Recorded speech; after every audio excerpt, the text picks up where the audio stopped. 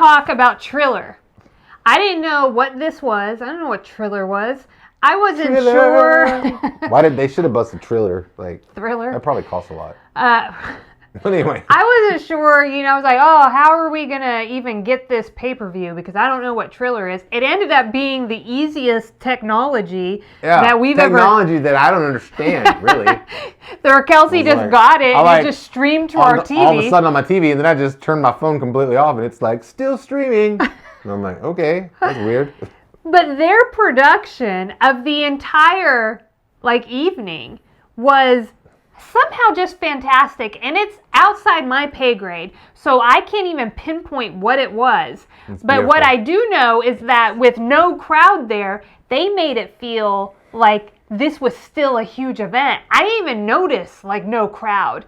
And so I saw somebody on Twitter pointed out that when you're watching on TV, everything was black. It was a black, you couldn't see behind the commentators a whole bunch of empty seats. You couldn't.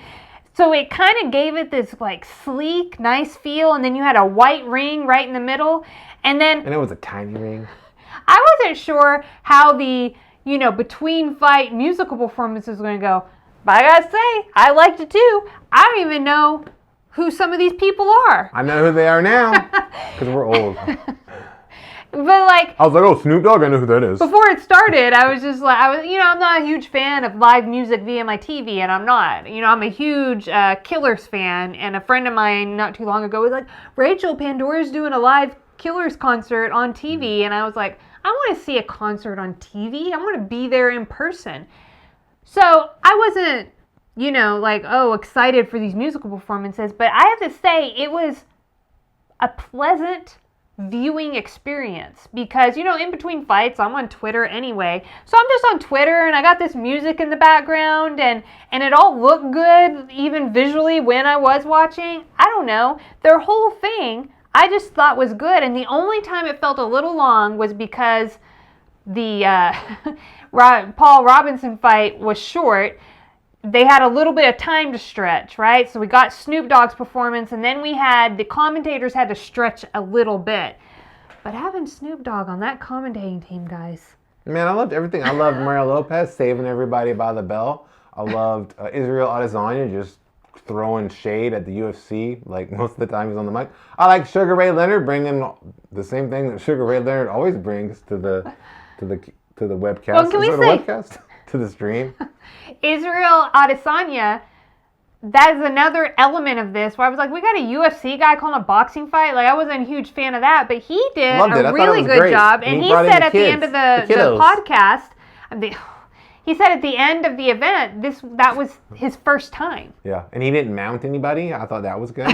If you know about Israel Adesanya. And then I like Mauro Ronaldo, who was a late addition. It was supposed to be Al Bernstein. But Bernstein got the COVID. Oh, so we send our thoughts and prayers out to Al Bernstein to get well soon from the COVID. Goodness. But I like Mauro. He, with all his alliteration, he has a voice that you're definitely going to hear. He was like, Fistic Fury! I mean, I think it was meant to be, right? I think it was perfect. That combination of people, and who knew that, Snoop Dogg would be so entertaining. I feel like there was one low-hanging fruit that they missed.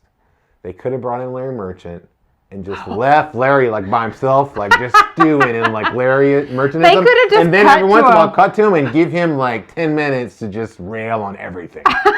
Remember what's his face on 60 Minutes? It was what was that guy's name? Andy Rooney. He's like, I don't like rubber bands. Rubber bands are bad. It could have just turned into that whole vibe and just brought it, Oh, that, my friends, is a big part of boxing. That might have been epic. He could have been our unofficial scorer, and they could have cut to him every once in a while. And of course, we love Larry Merchant. We love probably Larry. The best at what he's done. Yeah. I just miss those with HBO. He would start talking, and then it would just zoom in on him, and he would just go, and he was great at it. I don't know how he could come up with such great things so quickly and so fast. Yeah. And he was great at it. I love it. I miss it. I want it back. Yes. And so I just want to give a huge, applause to Triller. And I want to watch all my boxing pay-per-views on Triller. Hey, I don't think we have the rights to that either, so. That's a remix, though. Okay, all right.